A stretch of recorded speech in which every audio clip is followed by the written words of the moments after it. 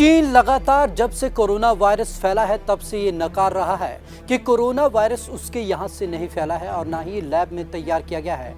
लेकिन अमेरिका के हाथ अब ऐसे डॉक्यूमेंट लगे हैं कि वो साफ तौर पर दर्शाते हैं कि चीन जैव हथियार बनाने के लिए लगातार काम कर रहा है और उसके डॉक्यूमेंट साफ तौर पर कहते हैं कि उसने जैव हथियारों पर लगातार काम किया है। तो चलिए आपको एक खास रिपोर्ट दिखाते हैं जिसमें साफ तौर पर दिख रहा है कि चीन किस तरीके से जैविक हथियारों पर काम कर रहा था। कोरोना वायरस की महामारी को फैले हुए करीब 1.5 साल बीत चुका है, लेकिन उसकी लहर जारी है। बल्कि जब से दुनिया में दूसरी, तीसरी और चौथी लहर फैली है तब से और भी विकराल होता जा रहा है। लेकिन अभी तक इसकी उत्पत्ति को लेकर ठोस सबूत नहीं मिल सके हैं। चीन से दुनिया में फैली इस महामारी को फैलाने का आरोप भी उस पर लगा। कहा गया कि ये वुहान के बाजार या लैब से दुनिया भर में फैला।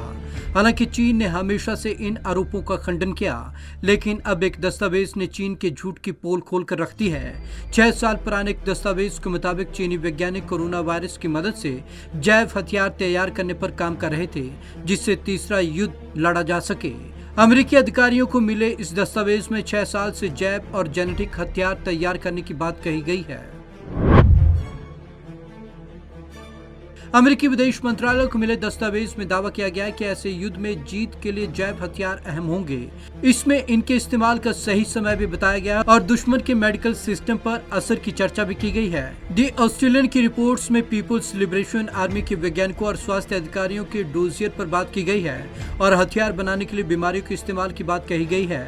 विश्लेषकों के मुताबिक कम से कम 18 वैज्ञानिक हाई रिस्क लैब में इस पर काम कर रहे थे। इस दस्तावेज के लेखकों के मुताबिक तीसरा विश्व युद्ध जैव होगा।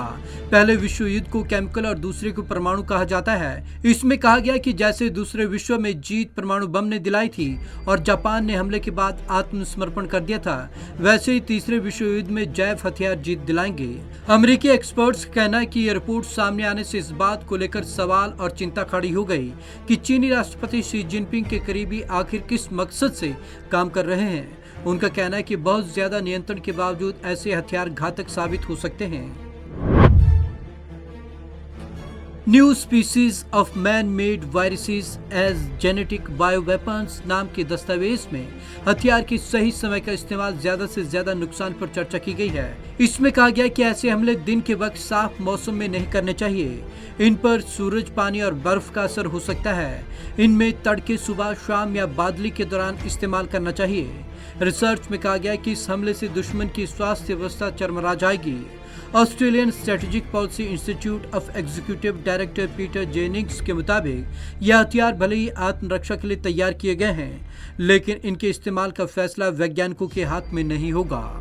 Bureau report, Punjab Kesari TV.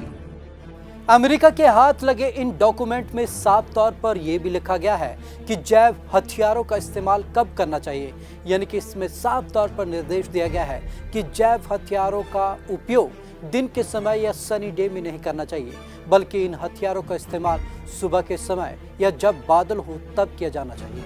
तो आज की इस खास रिपोर्ट में बस इतना ही। विवेक शर्मा को दीजिए इजाजत। नमस्कार।